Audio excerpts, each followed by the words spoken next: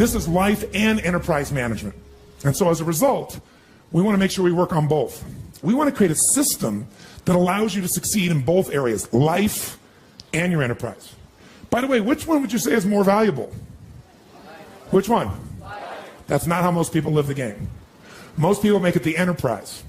And as they make it the enterprise, they wake up and they have a tremendous amount of economic success if they're successful. And what's ironic is what makes you successful may not make you fulfilled. And so there's a big pull in our culture to go for what's most successful, what will reward you culturally with respect or acknowledgement or stars on your chart or economic rewards, thinking that will give us freedom. But how many of you have been very successful in business and not been free, i.e. your business, as it got more successful, demanded even more from you? How many have had this experience? Say aye. So what I want to really make sure that comes out of this is an evaluation of what your real gifts are that are going to fulfill you. Because many of you are living a script around your life that involves having an enterprise when really that may not be your true nature. That's not to say you can't do it. It just means you can do it and you'll be stressed out of your life, stressed out of your mind. And so one of the things we want to find out is how much of that is natural as a problem, how much of that is maybe unnatural. Unnatural meaning you're having problems right now that you shouldn't be having at this stage of development. Think about it. If a child is brand new and they have a problem with controlling their bladder, that's a natural problem, isn't it? But if you're 50 and you have this problem, you got a challenge. If a brand new business has a cash flow challenge, it's a problem, but it's a natural problem. If it's a business that's been around 5 or 10 years and it's got a cash flow problem, you got a real abnormal problem. Maybe you got a problem that's even life-threatening to the business. How many follow what I'm talking about here? Sometimes those problems have to do with the fact that you don't understand the stage of development you're in. The most important element is for you to be able to do this, to be able to establish, most importantly, where you really are in your life today. Where are you? And where do you really want to go? What's going to create this extraordinary life? And to look at it brand new. Because some of you right now, if you continue the direction you're going, are going to be successful and unfulfilled, unhappy, and stressed. Because once we get, into a dream, then that dream starts to take on a life of its own. It gives us juice, it gives us energy. But how many of you ever got the dream, achieved your goal, and then thought, is this all there is? How many have had this experience? Say aye. That's more painful than not even achieving it. Because now you've done everything, you've worked it out, and you're successful, and you're not happy. So for some of you, you're going to need to take a look at that. Michael Gerber, the guy that wrote the E-Myth, talks about why so many young businesses fail. And one of the things he says is most people are not really entrepreneurs, but they think that's what they should be. They think that's the sexy thing. That's the most attractive thing. That's the best answer. And what I say to you is you got to separate the vehicle from the outcome. What is it that's going to truly fulfill you? What is it that's going to give you that extraordinary life? What's going to make things magnificent on your terms, not somebody else's terms, not your father, your mother, your background? What is that really? Separate the vehicle, because there's many ways to get to that vehicle. I was here in town just the other day, and I met a gentleman over here, Steve Wynn's a good friend of mine, who started, who basically built most of Las Vegas. And he built just recently, the Wynn Casino, not a few years back, $2.7 billion hotel. The most expensive individual building ever individually financed. Give you an idea, the first estimates on the rebuilding of the World Trade Centers were 1.7 billion, 2.6 billion for a hotel, right? This man has the ability to take large risks, and he has the ability to really succeed in a major way. But I bring that up because I was in town, and for our new home, we have these hot springs, we're getting some really large crystals, and there's a guy in town who has this crystal shop, right? But you gotta make an appointment to see the guy.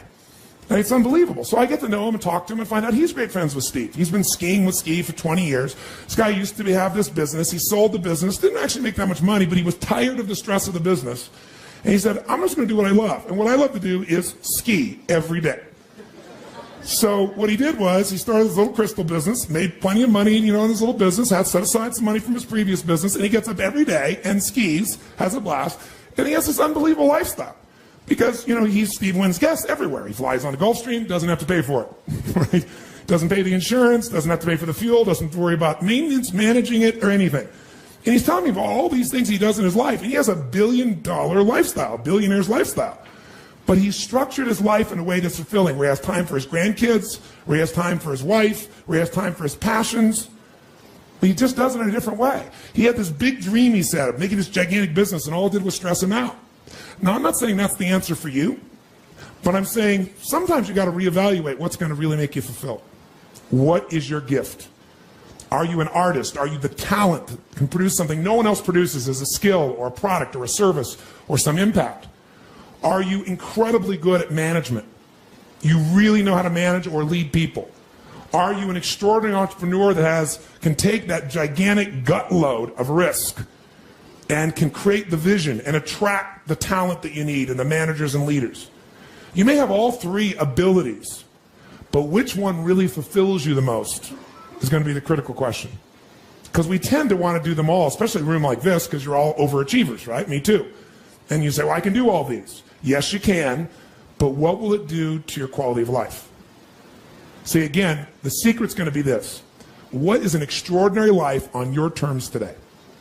Getting clear about that. At this stage of life, where you are, where you want to go. And I'll give you an example. I had the privilege of spending some time this last Easter.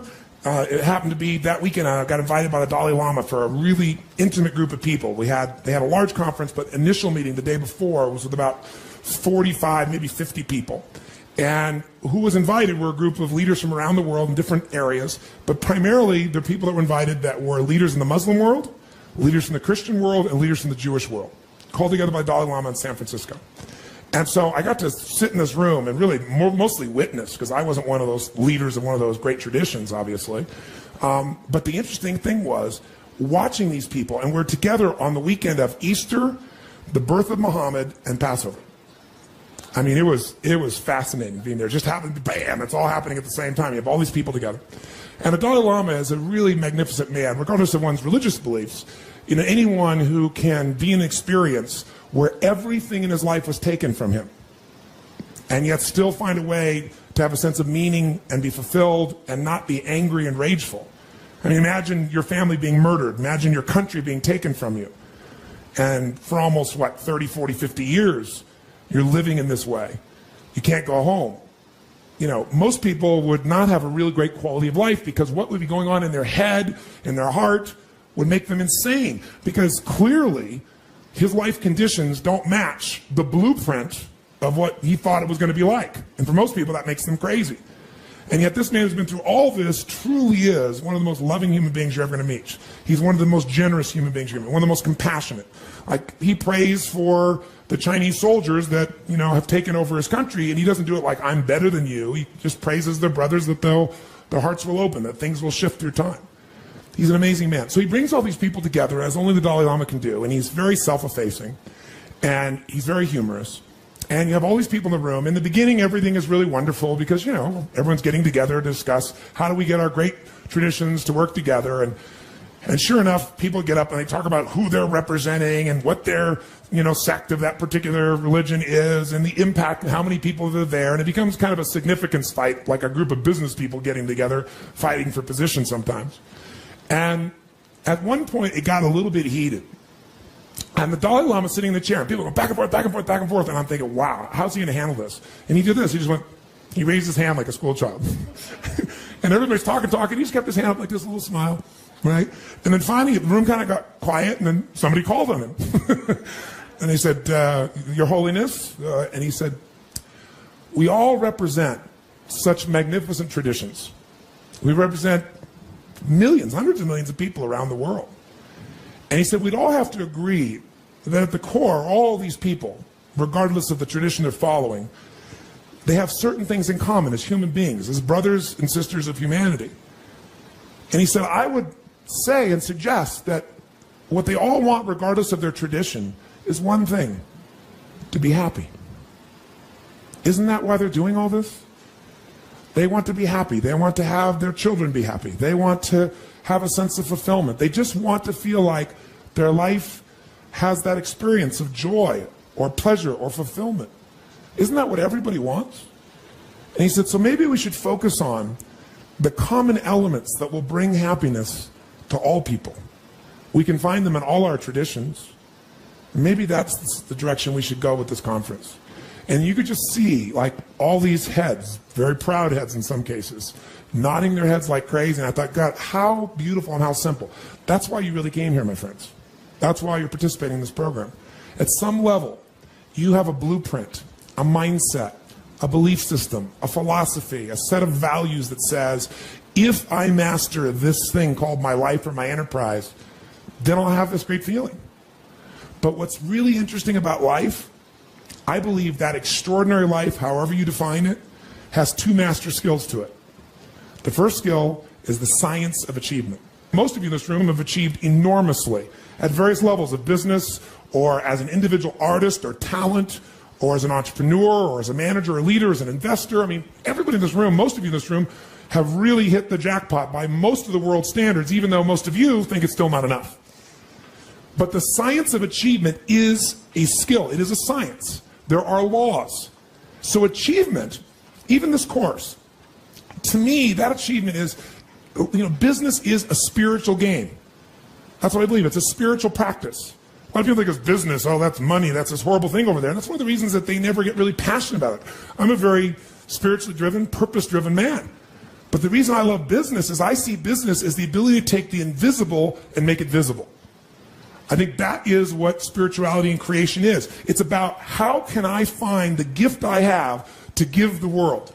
And how can I give it in a way that truly adds value? Not I think adds value, but the people receiving it, they vote with their feet and say, this truly makes a difference in my life. This is something I value. And then because they become a customer again. Because they're thrilled with it. Because they become a raving fan, not just a satisfied customer. Satisfied customers will leave you. Raving fans will stick with you. How many of you here, when I say the word, let's say, Microsoft, give me the emotion with sound that you associate Microsoft. Quick, go. Go ahead. If I say Apple, give me the feedback. Apple, do it again. No, I didn't lead you in any way.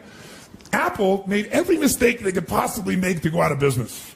I remember, when Apple started not making any software and they changed the business, and everybody in my company came to me and said, we've got to go, because it's early in our company's history, we've got to go to Windows. I go, Windows is a piece of crap. It's a poor copy of this. That's absurd. But there was no software, and so everyone in my company went there, but I hung on to my Apple. Because people that had an association to Apple are raving fans.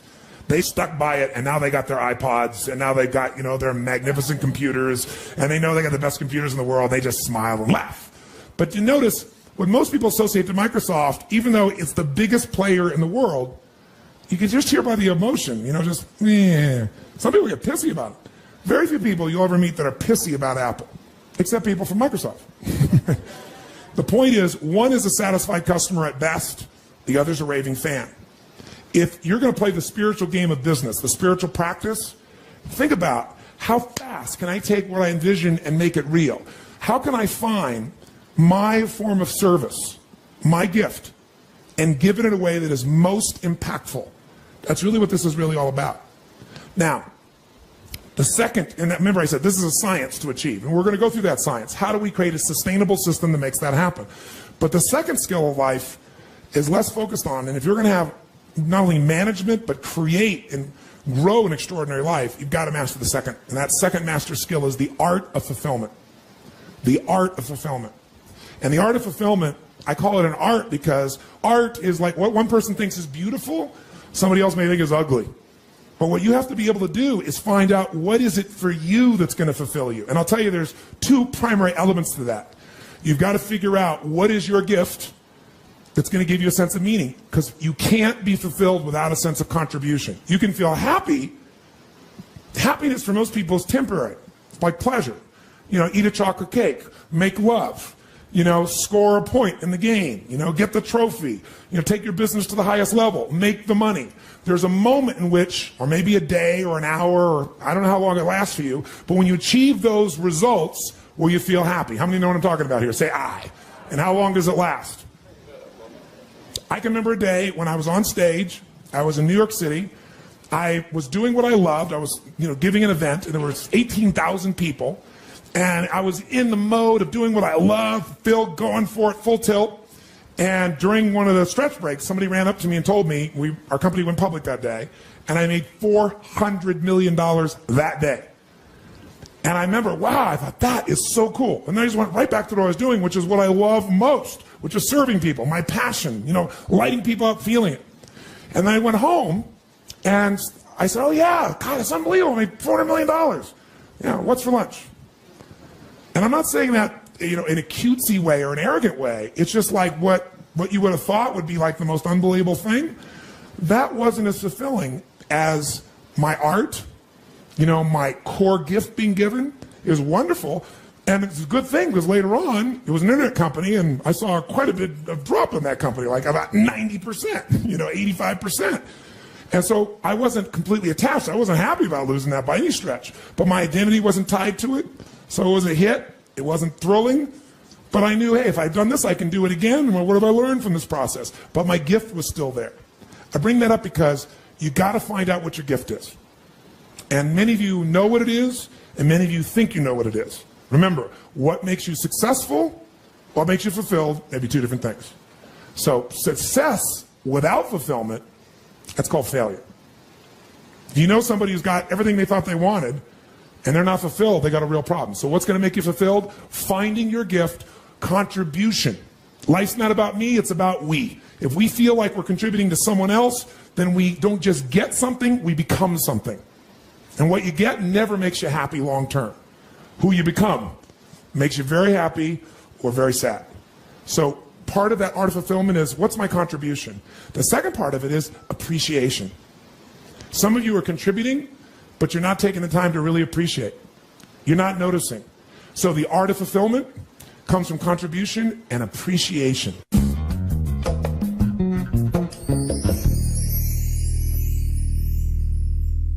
Tell us what's been going on and where are you now?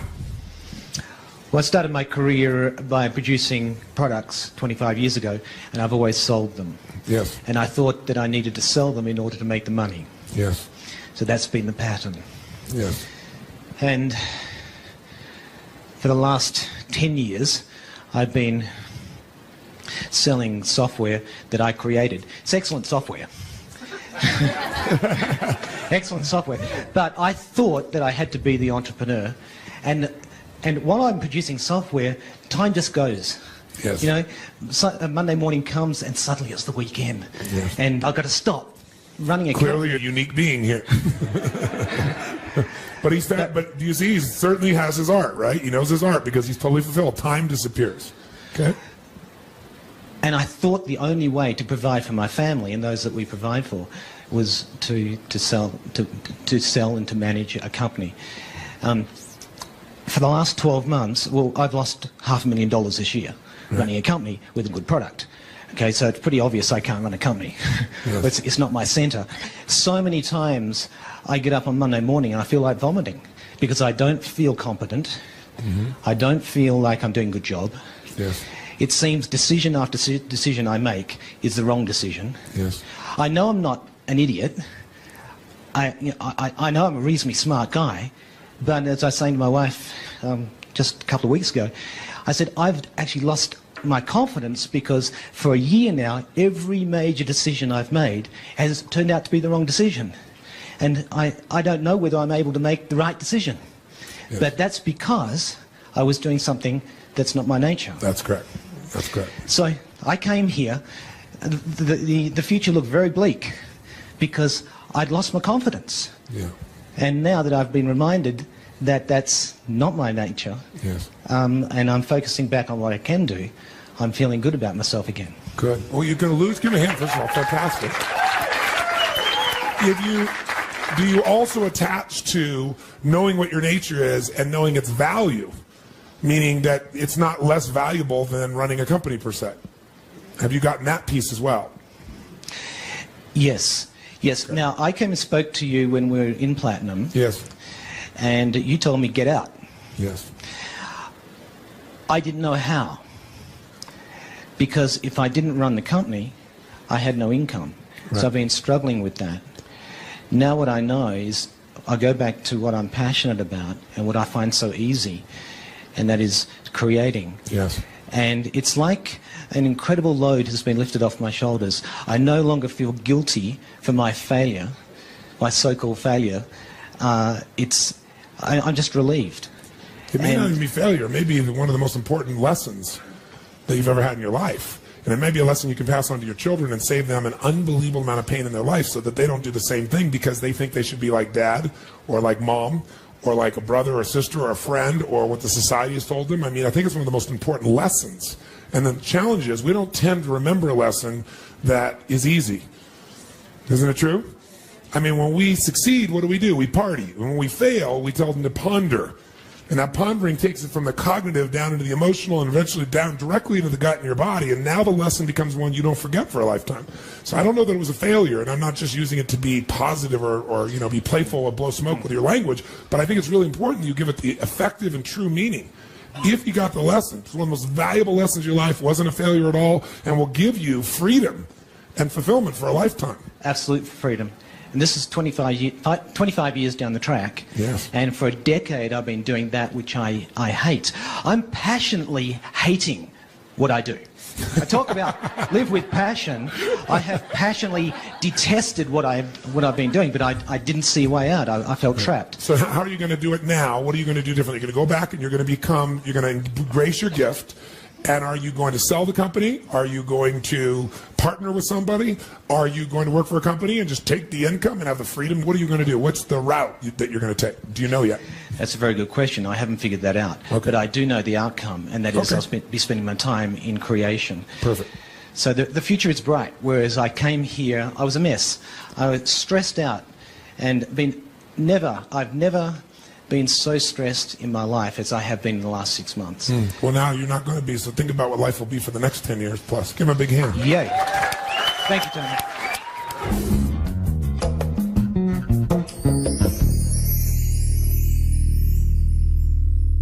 Whether you're the talent, that's the gift you've got, whether you're the manager, leader, whether you're the entrepreneur, find your gift and give it every day with more intensity, more beauty, more love, and more unselfishness, and ironically, you'll fill up even more.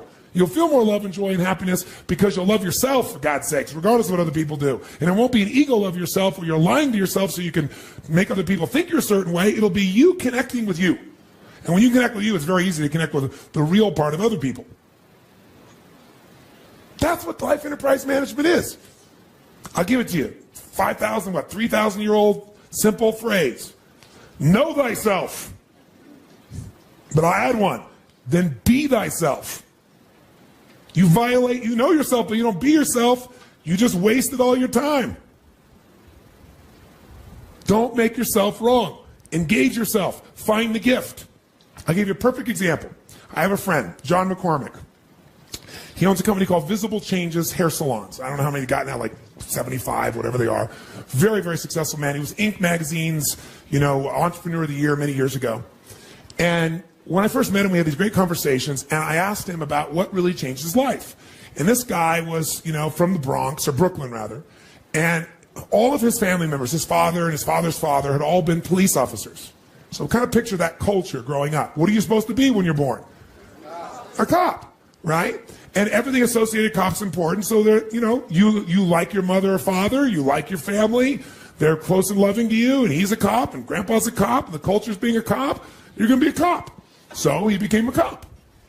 And as a cop, 19, 20 years old, he found out something about himself that was different than his family. His father relished running into a building where somebody might have a gun to his head and figure out how to talk his way out of it, like when he's working with a crook. He did not have the same gift. He didn't have the gift of desiring to be in a place of such massive uncertainty like his father did. Not at all. Not in this context, anyway. He might want it somewhere else, but not here. Everybody wants variety, but that's not what he wanted. And one day he was chasing a guy, and he turned around, and the guy had a gun out to his head, and he fired at him and barely missed. And fortunately, his partner got the guy. And the next day he said, I'm not being a cop. It ain't worth $20,000 a year to have somebody shooting at me every day. Now, when he did that, nobody in his family was happy about it. But he said, I am not going to do that. I'm not. So interestingly enough, he had a very creative mind, and he liked people. And a long story short, some guy met him and said, it's Christmas time when he quit. He had no money. And he said, how about, you partner with me, a friend of his, and he said, we'll buy a bunch of Christmas trees. He said, I got this money, and I'll give you a third if I got to pay for it. If you want to put money in, we'll split 50-50. And let's take this little, parking lot over here, And it's not even ours. Let's sell Christmas trees there, man. We'll make some money. So he said, well, there's no electricity. The guy says, come on, man.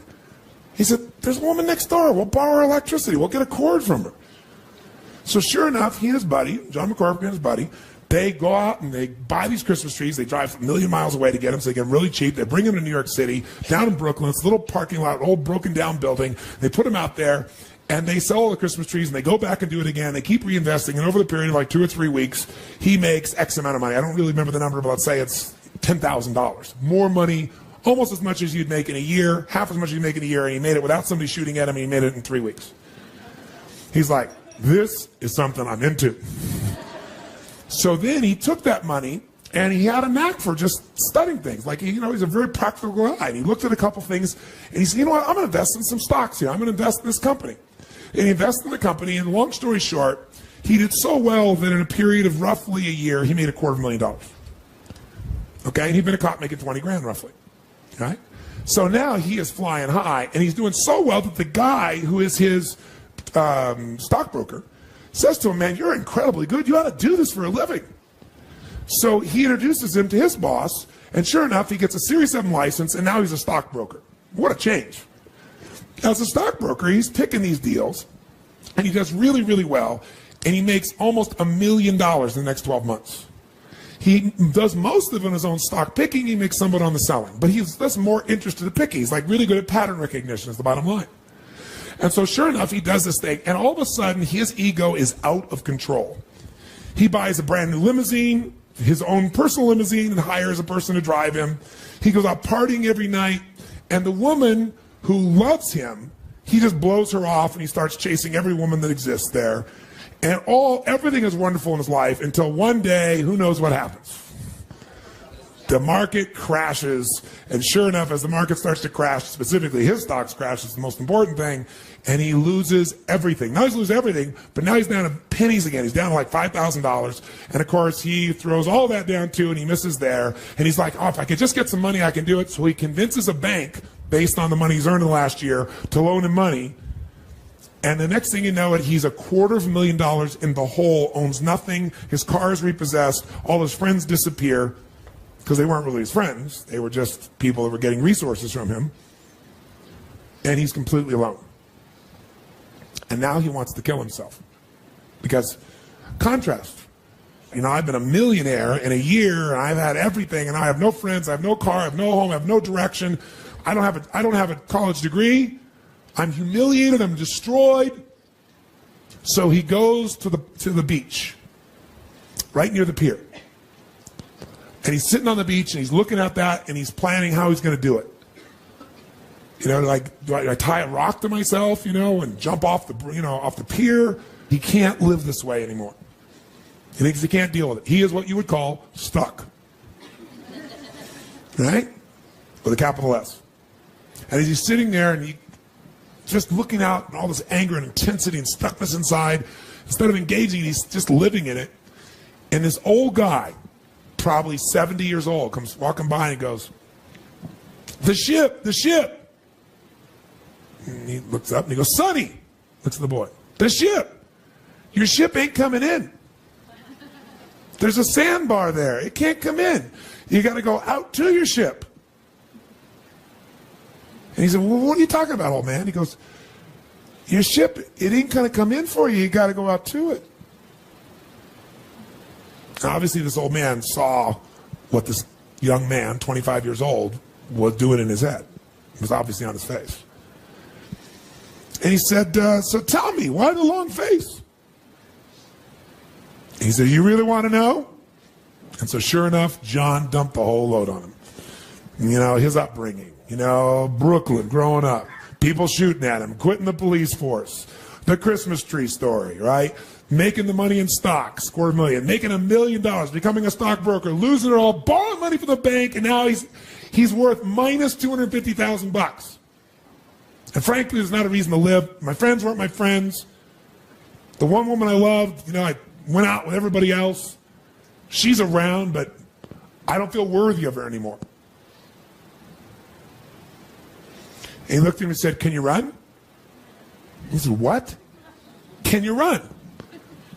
Well, yeah, of course I can run. He said, you think you could beat me in a 100-yard dash? And he looked at him and said, come on, old man.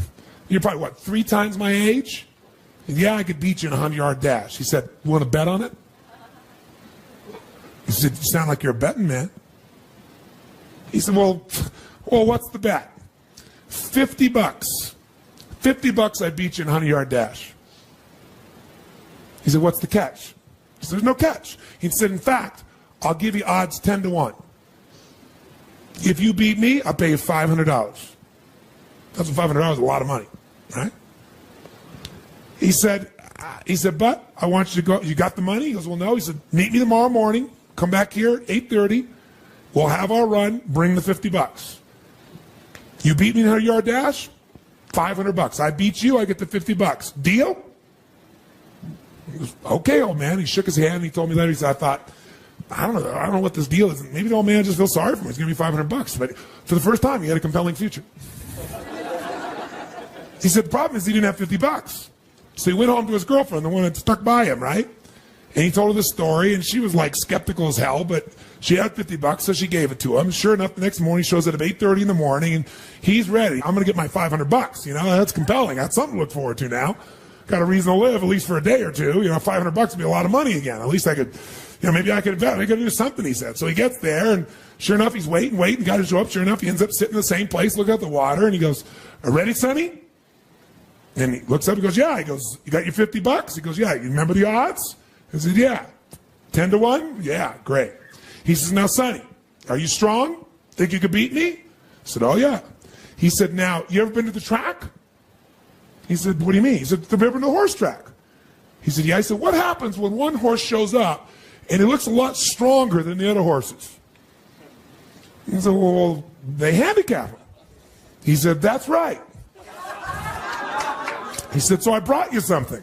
He said, how do they handicap him? He says, well, usually they put some extra weights on him.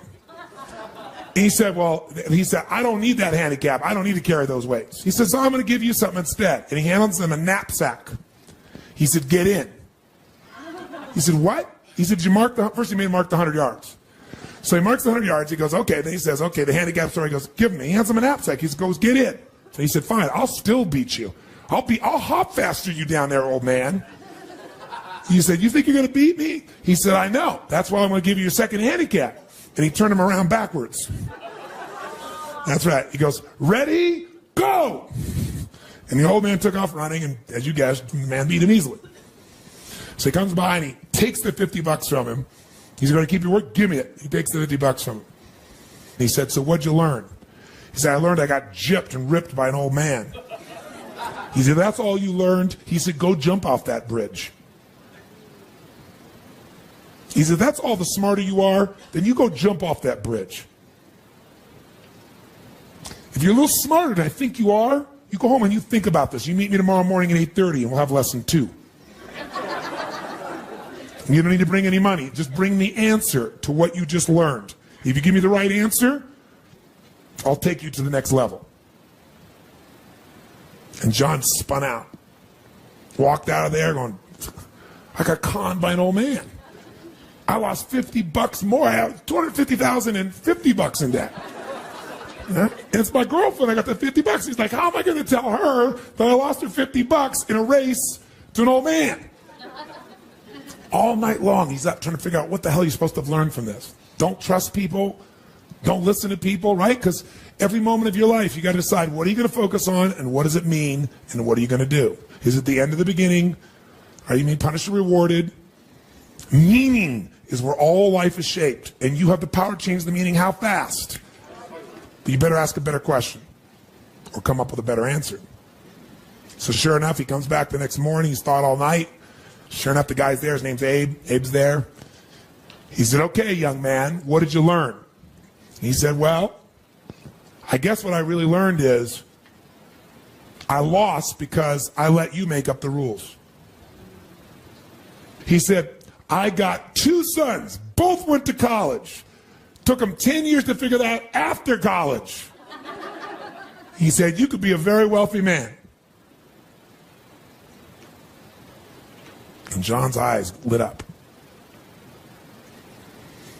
He said, what's the next lesson? He said, well, if you get that lesson, on that one alone, you could become wealthy. His second lesson to him was he said, now, tell me what you think your challenge is. He says, well, I don't have any money. He said, well, have you ever done a balance sheet? He said, well, of course I have. He said, I know how to do a balance sheet. He said, great. Well, let's do the balance sheet on your life here. Tell me, what's on a balance sheet? What do you think is on a balance sheet, guys? What do you see? What do you see? Assets and liabilities. He said, so you're telling me right now you can't succeed, you don't have a reason to live. And he said, my guess is it's because you haven't done your balance sheet in a long time. So he said, come on, let's fill out the balance sheet of your life. Tell me what you got. And he said, well, I'll tell you what I got. He said, I got minus $250,000 is what I got. Actually, $250,050 thanks to you. I owe $250,000. I'll tell you what else. I don't have, a college education. I don't have a degree. I don't have many friends. He went on and on and on, and all of a sudden, Abe shook his head and he said, stop, stop, stop, stop. You clearly know nothing about an asset. See, you don't know how to find out what your assets and liabilities are. He said, think about this. You got a balance sheet? What does that tell me when you start with the liability side? Any man that starts with his liabilities before his assets is destined to have pain. He said, tell me some assets. He goes, I don't have any assets. I don't have any money. He said, come on, you have some assets. He said, clearly no one taught you how to build a balance sheet. He said, the first asset you got is that you owe $250,000. He said, any man who can get a bank to loan him $250,000 has assets.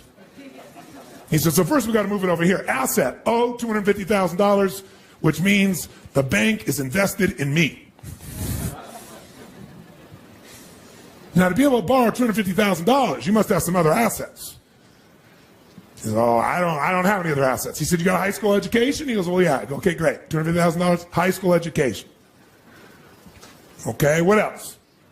He goes, that's it. I don't have anything else. He said, you speak English? So what do you mean do I speak? He said, do you speak English? He said, yes. He said, put it down, speaks English. Do you know how many people don't speak English that come to this country and become multimillionaires? And how hard it is when you can't speak English? Speaks English, he writes down. He goes, all right, what else? He goes, I don't have anything else. He said, do you know currency? And, he says, well, you mean like yen to the dollar? He goes, no, do you know currency?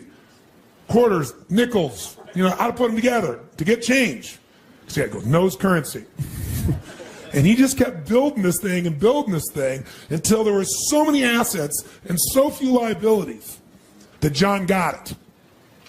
He said, do you know your way around town?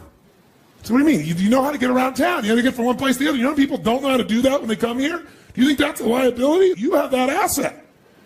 And you probably know how to do it efficiently. Because you know how many immigrants have come to this country that don't speak English, that don't know how to make currency, that don't know how to get around the city, and became multimillionaires because they're more focused on their assets than their liabilities? Your turn. Make your balance sheet. What's your goal in a balance sheet? To have a lot more what? Than what? Brings a much higher net worth, doesn't it? How do you feel about your business right now? Well, what if, that whole thing, what if, I don't really have resistance to having to run the business, but it's my vehicle. What's the answer to that question, guys? Get a what? Team. If you want to stay in the business, get a team. Be the primary talent. Find somebody else who's the manager leader. Find somebody else who's going to be more the entrepreneurial side of that. Share what can be built.